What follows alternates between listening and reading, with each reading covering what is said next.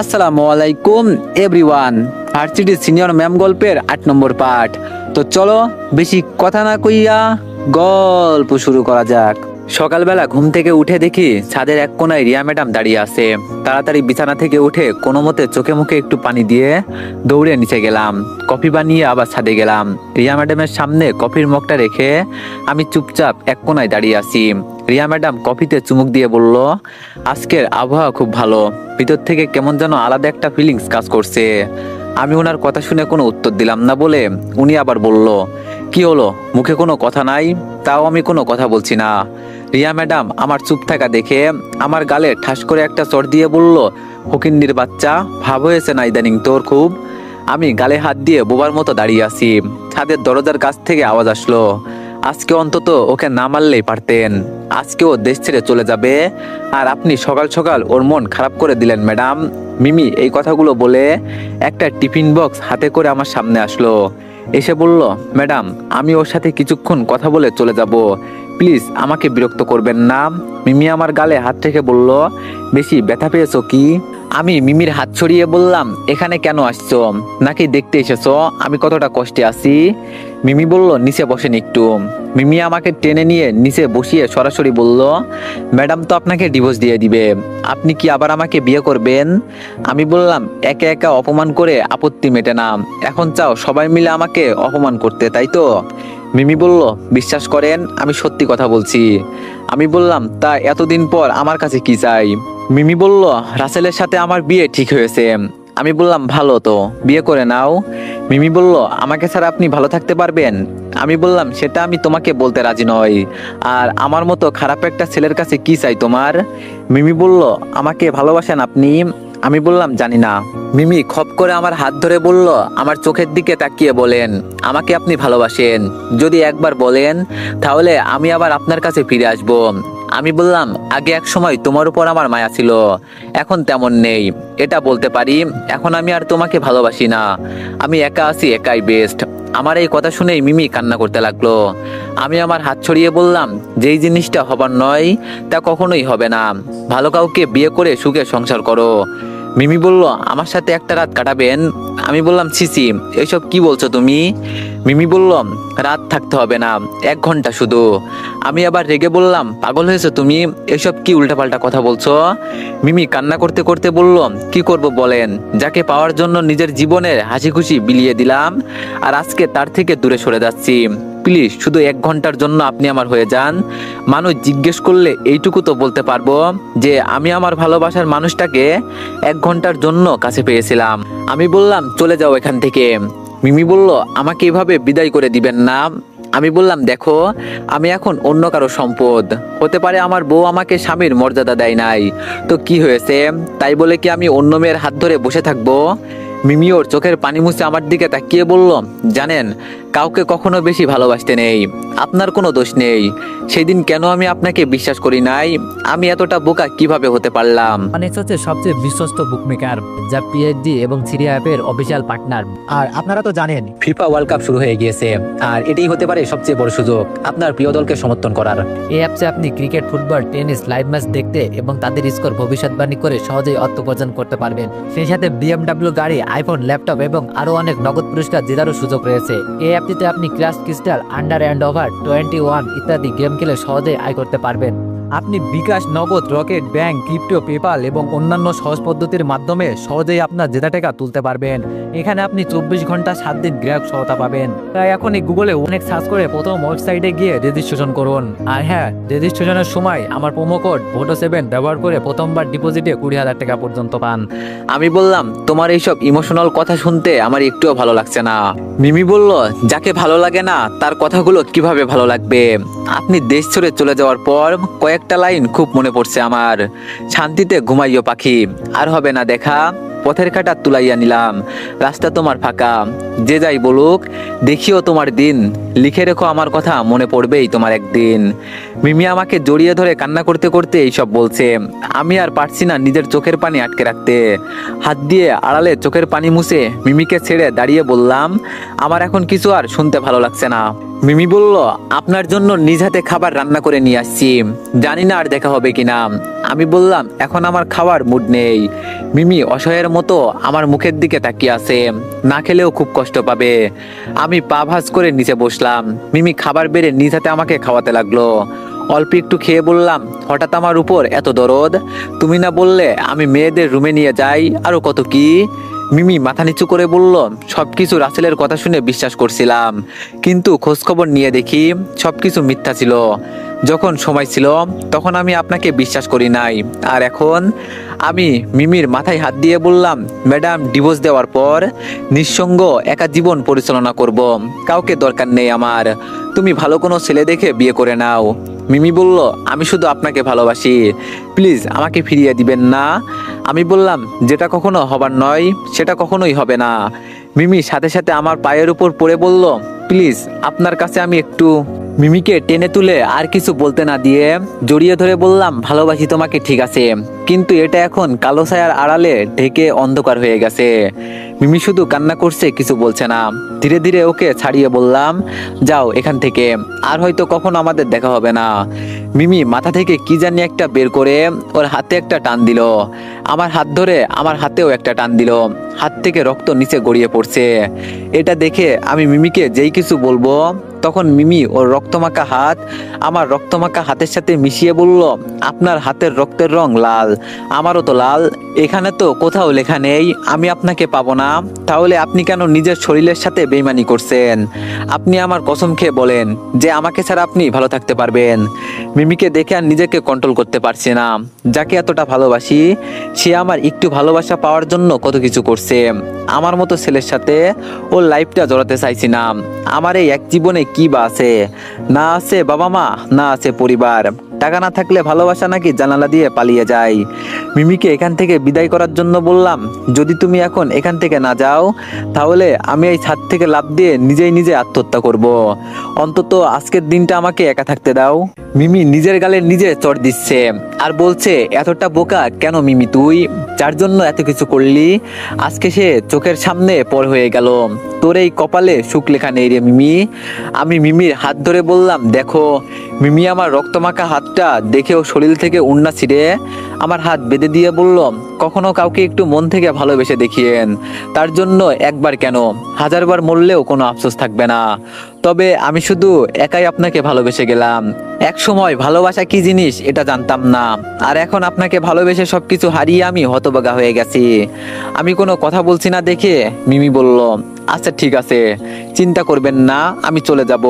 মিমি tiffin box হাতে নিয়ে দরজার কাছে দাঁড়িয়ে বলল, মানুষ কখন অসহায় হয় জানেন? যখন সে দেখে তার কাছের মানুষ ধীরে ধীরে দূরে সরে যাচ্ছে।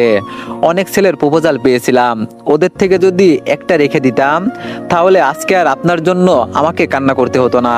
বাংলায় একটা প্রবাদ বাক্য আছে জানেন তো, কাউকে কাঁদিয়ে কেউ কখনো সুখে থাকতে পারে না। তবে আমি আপনাকে অভিশাপ দিব না, শুধু বলবো বিদেশের মাটিতে ভালো থাকবেন, এইটুকু দোয়া করি।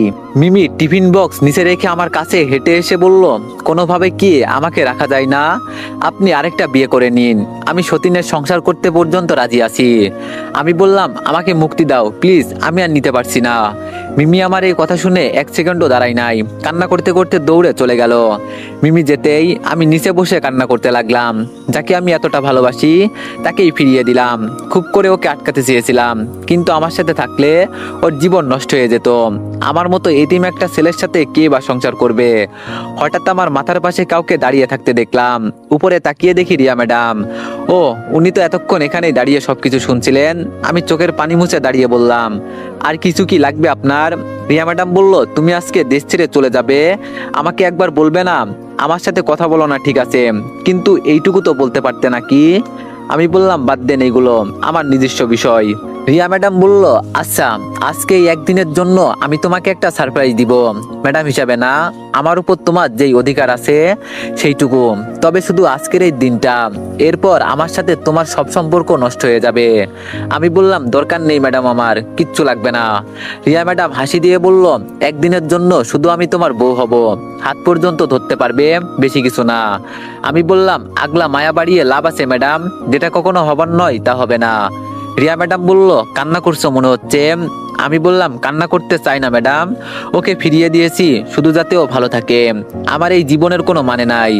রিয়া ম্যাডাম বলল, তোমার ব্যক্তিগত বিষয়ে আমি কিছু বলতে চাই না, এখন যাও রেডি হয়ে নাও, আমি লাল শাড়ি পরে আসছি। আমি আর কিছু বললাম না, চুপচাপ দাঁড়িয়ে আছি। তবে আমার মনে হচ্ছে ওনার কথা শোনা উচিত।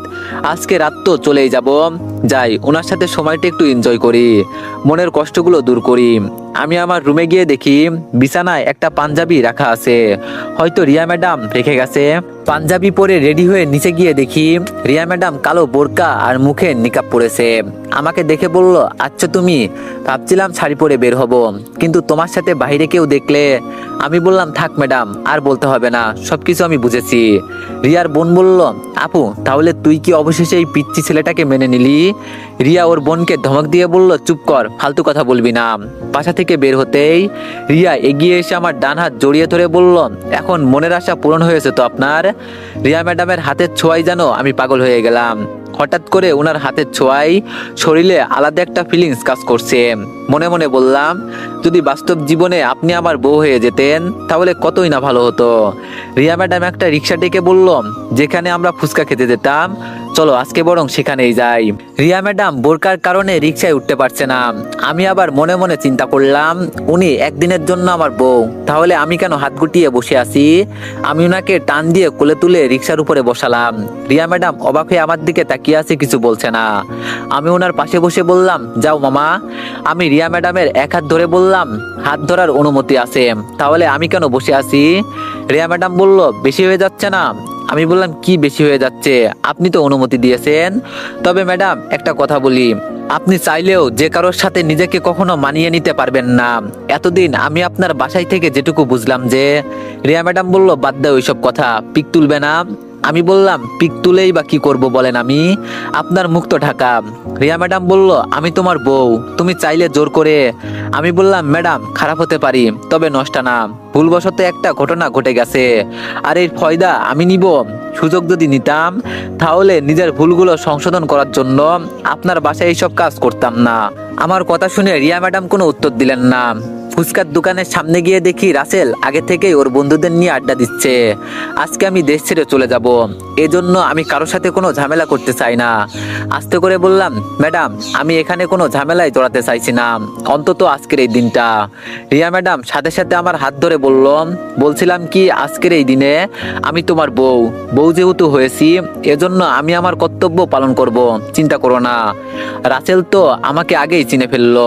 রাসেল যেই কিছু বলতে যাবে তার আগে রিয়া ম্যাডাম বলল, এক প্রকার জোর করে আমাদের বিয়ে করিয়ে দিয়েছো, ওর যা কিছু নিজের বলতেছিল সব হারিয়ে গেছে, মিমিকে তো এখন নিজের করে পাবে। আমি তোমার কাছে রিকোয়েস্ট করে বলছি প্লিজ। রাসেল বলল, আপনার কথা রাখবো না এটা হতে পারে না, জানেন তো আপনাকে আমি কতটা সম্মান করি, যতই হোক আমাদের কলেজের প্রিন্সিপাল ম্যাডাম আপনি। তবে ম্যাডাম একটা কথা শুনে রাখবেন, এক সময় আমার নিরাপত্তা দিবেন আপনি। রিয়া ম্যাডাম বলল, ফালতু না বকে এখান থেকে যাও, যাতে আমরা একটু শান্তিতে বসতে পারি। রাসেল হাসি দিয়ে বলল, আরে ম্যাডাম চিন্তা করার দরকার নেই, চলে যাচ্ছি। আর আপনার হাজবেন্ডকে বলবেন মানুষ চিনা জানো লাগতে আসে। আমি এটা বুঝলাম না, ওর মতো পিচ্ছে একটা ছেলেকে কিভাবে আপনি মেনে নিলেন?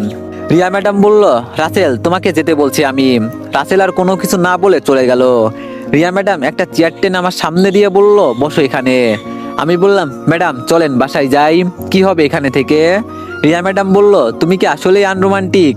আমি বললাম, একদিনের জন্য আপনার সাথে রোমান্স করে আমার কি লাভ? উল্টা মায়া জন্ম নিবে, আমার কষ্ট পাবো আমি। রিয়া ম্যাডাম এক প্লেট ফুচকা আমার হাতে দিয়ে আমার পাশে বসলো। পাশে বসে বলল, আমি যদি সত্যি সত্যি তোমার বউ হতাম তাহলে মেনে নিতে? আমি বললাম, না কখনোই না। রিয়া ম্যাডাম বলল, কি বললা? আমি বললাম, যা বললাম সত্যি। যাকে ভালোবাসি তাকে ফিরিয়ে দিয়েছি, যাতে ও সুখে থাকে। আর জেনে শুনে আমার সাথে কে বা সংসার করবে? না আছে পরিবার, না আছে ঘরবাড়ি। আমার বাবা মা পর্যন্ত আমাকে ভালোবাসতো না। রিয়া ম্যাডাম বলল, কি বলে এইসব? প্রতিটা বাবা মা তার সন্তানকে ভালোবাসে। আমি বললাম, আমি নিজেও জানি। ওনারা জানতো যে আমাকে সম্পত্তি দিলে আমি বসে বসে খাবো আর বিক্রি করে দিব, এজন্য আপুকে বাসাটা দিয়েছে। তবে বাবা মা থাকলে আজকে বলতে পারতাম, যেই ছেলে মানুষের বাসায় চাকরের কাজ করতে পারে সে কি কাজ করতে পারতো না? রিয়া ম্যাডাম বলল, তুমি এখানে আসছো কি কান্না করতে? আমি চোখের পানি মুছে বললাম, সরি। রিয়া ম্যাডাম বলল, আমরা তো তোমাকে দিয়ে কখনো কিছু করাই নাই, শুধু মাঝে মধ্যে আমাকে কপি বানিয়ে দিয়েছো, অন্য কিছু কি? আমি বললাম, থাক ম্যাডাম, বাদ দেন। তারপর বলেন আপনার কি অবস্থা? রিয়া ম্যাডাম বলল, এই তো মোটামুটি চলে। আমি বললাম, আপনার নতুন বয়ফ্রেন্ড? রিয়া ম্যাডাম বলল, তুমি জানো কিভাবে? আমি বললাম, জানি অল্প স্বল্প। রিয়া ম্যাডাম বলল, এই বিষয়ে আমি কিছু বলতে ইচ্ছুক নই, কারণ এটা আমার পার্সোনাল। আমি বললাম, ঠিক আছে, বলতে হবে না ম্যাডাম। ম্যাডাম, একটা কথা বলবো? রিয়া ম্যাডাম বলল, ম্যাডাম বলতে হবে না, আপু বলো। আমি বললাম, বউকে যদি আপু বলি তাহলে মানুষ কি মনে করবে? বলবে ভাই বোন হয়ে রাস্তায় নোংরামি করছে, পরে গণধুলাই খাবো। রিয়া ম্যাডাম আমার বাম হাত চেপে ধরে বলল, আচ্ছা ঠিক আছে, তোমার যা ইচ্ছা তাই বলো। আমি বললাম, আপনি কিছু বলবেন না তো আবার? রিয়া ম্যাডাম বলল, না। আমি বললাম, সত্যি বলবেন না তো? রিয়া ম্যাডাম বলল, আরে না। আমি বললাম, আচ্ছা জানো। রিয়া ম্যাডাম আমার হাত ছেড়ে দিয়ে বলল, আজ পর্যন্ত কেউ আমার নাম ধরে ডাকতে পারে নাই। আমি কসম খেয়ে বলতে পারি, আজ পর্যন্ত আমি কারো হাত পর্যন্ত ধরি নাই। যেখানে তোমাকে সুযোগ দিচ্ছি, হয়তো তুমি চলে যাবে এজন্য, আর এভাবে আমাদের দেখা বা কথা হবে না। আমি বললাম, আপনি মিথ্যা কথা খুব বানিয়ে বলতে পারেন। সেই দিন তো কলেজে আমাদের সামনে একটা ছেলেকে জড়িয়ে ধরলেন। রিয়া ম্যাডাম এই বিষয়টাকে এড়িয়ে গিয়ে বলল, ফুচকা কেমন হয়েছে? আমি বললাম, ভালো। রিয়া ম্যাডাম বলল, কি যেন বলতে চেয়েছিলে তুমি, বলো। আমি বললাম, না থাক, বলবো না। রিয়া ম্যাডাম বলল, আরে বলো, আমি শুনছি। আমি বললাম, আচ্ছা ম্যাডাম, আমাকে কি আপনার স্বামী হিসাবে মেনে নেওয়ার কোনো অপশন নেই? রিয়া ম্যাডাম খিলখিল করে হাসতে হাসতে বলল, তুমি হবে আমার স্বামী? আগে ফিডার খাওয়া বন্ধ করে পরে এইসব বলবে, ঠিক আছে বাচ্চা ছেলে? রিয়া ম্যাডামের এমন কথা শুনে মনে খুব কষ্ট পেলাম। উনি আমার মনে আঘাত দিয়ে এই কথা বলল। দীপু, তুই এখানে? আর তোরে খুঁজতে খুঁজতে আমি হতাশ হয়ে গেছি, সাথে এই মেয়েটাকে। আপুকে এখানে দেখে আমি ভয় পেয়ে গেলাম। আপু কিভাবে জানে যে আমি এখানে? আমি কথা ঘুরিয়ে বললাম, আপু আজকে চলে যাব, আর হয়তো এই দেশটা ঘুরে দেখতে পারবো না। এজন্য রিয়া ম্যাডামকে আমার সাথে আসার জন্য অনুরোধ করলাম, আর কাউকে তো বলতে পারি না। আপু বলল, মিমির সাথে তোর কি কিছু হয়েছে? দেখলাম ও কান্না করতে করতে বাসায় আসলো। আমি বললাম, ও আবার গিয়েছিল আমার কাছে, কিন্তু আমি না করছি। একবার নিজের পরিবার হারালাম, এখন আর কোনো ভুল করতে চাইছি না আমি। আপু একটা ডায়েরি বের করে বলল, এখানে এইসব কি লেখা আছে? আমি বাসায় এই ডায়েরিটা ফেলে আসছি, বলতে পর্যন্ত পারিনি। খপ করে আপুর হাত থেকে ডায়েরিটা নিয়ে লুকিয়ে ফেললাম। আপু রেগে আমার দিকে তাকিয়ে বলল, এই ডায়েরির নাম প্রতিশোধের খেলা। আমার বাবা মাকে কারা মেরেছে, তোর সাথে কারা ঝগড়া করেছে, সবার নাম লেখা আছে। তুই কি করতে চাস বলতো? তুই কি ভালো হবি না? আমি বললাম, আপু আগে এটা লিখেছিলাম, এখন তো আমি রিয়া ম্যাডামের বাসায় থাকি, কখনো কি আমাকে ঝগড়া করতে দেখলি? বলছি না আমি পুরোপুরি ভালো হয়ে যাব। আপু বলল, সবকিছু বুঝলাম। রিয়া চলো আমাদের বাসায় আজকে, তোমার ছাত্রকে বিদায় করে রাতে বাসায় ফিরবে।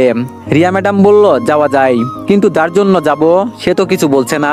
আমি সুযোগ পেয়ে বললাম, বলার কি আছে, একদিনের জন্য আমার বউ হয়েছেন, এইটুকু করতে পারবেন না? আপু অবাক হয়ে বলল, কি ও একদিনের জন্য? রিয়া আপুকে আর কিছু বলতে না দিয়ে বলল, আরে চলেন, পরে আপনাকে সবকিছু আমি বুঝিয়ে বলবো নি। আপুর সাথে বাসায় চলে গেলাম। আমাদের সাথে রিয়া ম্যাডামও এসেছেন। বাসায় গিয়ে শুনি মিমি নাকি এখনো কিছু খায় নাই, সকাল থেকে সেই রুমের দরজা লাগিয়ে বসে আছে। আপু আমাকে বলল, যা তো দেখে আয়।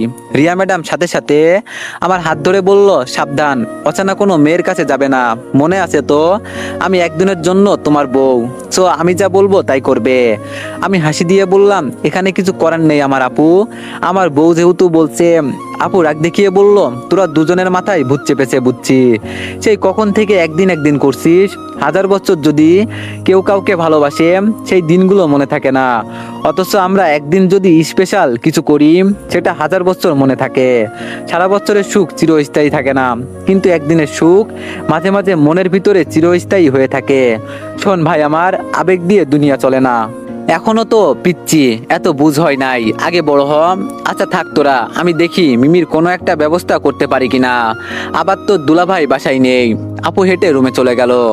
আপুর প্রতিটা কথা আমার কানে বাজতে লাগলো। আপু তো ভুল কিছু বলে নাই। রিয়া ম্যাডামের সাথে আমার এতটা মিশা উচিত হয় নাই।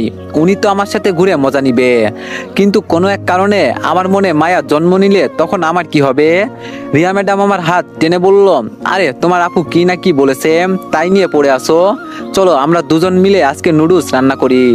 আমি বললাম, কথাটা মন্দ বলেন নাই ম্যাডাম, আপনি নুডলস রান্না করতে পারেন? রিয়া ম্যাডাম বলল, এই জিনিসটা খুব পারি। কিচেন রুমে যেতেই রিয়া ম্যাডাম সবকিছু গুছগাছ করে রান্না করতে লাগলো। আমি টুকটাক সাহায্য করছি। হঠাৎ করে রিয়া ম্যাডাম বলল, আচ্ছা এখন আমার জায়গায় যদি তোমার বউ হতো তাহলে? আমি বললাম, আপনি বুঝি আমার অন্য কেউ? আপনিও তো আমার বউ, পার্থক্য শুধু এই জায়গায় যে আপনি আমাকে মেনে নেন নাই। আর জোর করে কিছু হয় না। তবে হ্যাঁ, আজকে আমার বউ থাকলে তাকে প্রথমে পেছন থেকে জড়িয়ে ধরতাম, পরে যদি তার চুল খোলা থাকতো তাহলে তার চুলগুলো সুন্দর করে বেঁধে ঘাড়ে একটা চুমু দিতাম, আর তাকে পিছনে জড়িয়ে ধরে রান্নার কাজে সাহায্য করতাম। রিয়া ম্যাডাম বলল, বাবা আমার ছাত্র তো দেখি খুব রোমান্টিক। আমি বললাম, এটা শুধু আমার বইয়ের জন্য, আর সবার কাছে আমি আনরোমান্টিক। রিয়া ম্যাডাম বলল, আও। রিয়া ম্যাডামের এমন শব্দ শুনে আমি তাকিয়ে দেখি উনি একটু হাত কেটে ফেলেছে। আমি তাড়াতাড়ি ওনার হাতের কাটা অংশটুকু মুখে ঢুকিয়ে দিলাম। রিয়া ম্যাডাম জোর করে মুখ থেকে হাত বের করে বলল, ছি, এইসব খাই কেউ? আমি বললাম, ম্যাডাম ছোটবেলায় দেখতাম কেউ হাত কাটলে এমন করতো, আর এতে নাকি রক্ত বন্ধ হয়ে যায়। আমি তো সেটাই করতে চেষ্টা করছিলাম। রিয়া ম্যাডাম হাত দেখে বলল, ও তাই তো দেখি, হাতের রক্ত বন্ধ হয়ে গেছে। আমি বললাম, এজন্যই তো এমন করছিলাম। রিয়া ম্যাডাম বলল, তুমি ছেলেটা পিচ্ছি হলো তোমার মাঝে একটা মায়া মায়া ভাব আছে, খুব যত্ন করতে পারো তুমি। তোমার বউ যে হবে আমি মনে করি তার কপাল খুব ভালো হবে। এমন যত্নবান স্বামী পাওয়া ভাগ্যের বিষয়। আমি বললাম, ভাগ্যের বিষয় হলে আপনি ঠিকই আমাকে মেনে নিতেন। থাক এইসব কথা ছাড়েন, আমি একটু ফ্রেশ হয়ে আসি। আর একটা কথা ম্যাডাম। রিয়া ম্যাডাম বলল, বলো। আমি বললাম, মিমির সামনে একটু নাটক করবেন যাতে ও আমাকে ভুলে যেতে পারে। আমি আর কিছু না বলে বের হয়ে আমার রুমে চলে গেলাম। ফ্রেশ হয়ে রুম থেকে বের হলাম। বাইরে গিয়ে দেখলাম টেবিলে বসে সবাই খাবার খাচ্ছে। আমাকে দেখে রিয়া ম্যাডাম দাঁড়িয়ে বলল, আপনি এসে আমার পাশে বসেন। আমি একটা চেয়ার টেনে রিয়া ম্যাডামের পাশে বসলাম। আমার সামনে মিমি বসে আছে, আমি খাবার খাচ্ছি। এর মাঝে রিয়া বলল, শোনেন না, আমাকে একটু যত্ন করে খাইয়ে দিবেন, আপনার হাত থেকে খাবার খাওয়ার খুব ইচ্ছে। রিয়া ম্যাডামের এমন কথা শুনে মিমি এক নজরে আমার দিকে তাকিয়ে আছে। মিমি যাতে আমাকে ভুল বোঝে, আমার এখন তাই করতে হবে। এজন্য আমি রিয়া ম্যাডামের কথা মতো খাবার তুলে ওকে খাওয়াতে লাগলাম। মিমি খাবার দূরে ফেলে দিয়ে রাগ দেখিয়ে রুমে চলে গেল। আপু শুধু বলল, এটা কি ঠিক করলি? মেয়েটা সেই সকাল থেকে কিছু খাই নাই। আমি খাবারের মাঝে পানি ঢেলে দিয়ে বললাম, কপাল খারাপ তো আমার, এই জীবন থেকে ধীরে ধীরে সবকিছু হারিয়ে যাচ্ছে, বাঁচতে আর ইচ্ছা করে না, মন চাই কোনো টেনের নিচে চাপা পড়ে মারা যায়। আপু বলল, ফালতু কথা রাখ ভাই আমার, যা মিমিকে ডেকে নিয়ে আয়। আমি বললাম, ওর যখন পেটে টান আসবে তখন খাবে নে। আপু বলল, আসলেই তুই কি মিমিকে বিয়ে করতে চেয়েছিলি? আমার তো মনে হয় না, নইলে ওর সাথে এমন নাটক করার কি দরকার ছিল তোর? আমি বললাম, কথাই আছে না, মায়ের থেকে মাসির দরদ বেশি। তোর সাথে বেশি কথা বলে ঝগড়া করতে চাইছি না, শুধু রাতে আমাকে এগিয়ে দিয়ে আসবি, তাতেই হবে। এখন আমি রুমে গিয়ে একটু ঘুমাবো, থাক তোরা। আমি টেবিল থেকে উঠে রুমে চলে গেলাম, বিছানায় শুয়ে দিলাম এক ঘুম। ঘুম ভাঙতেই তো এভরিওয়ান, নেক্সট পার্টের জন্য সবাই একটু বেশি বেশি লাইক আর একটা করে কমেন্ট করে দিও। ধন্যবাদ।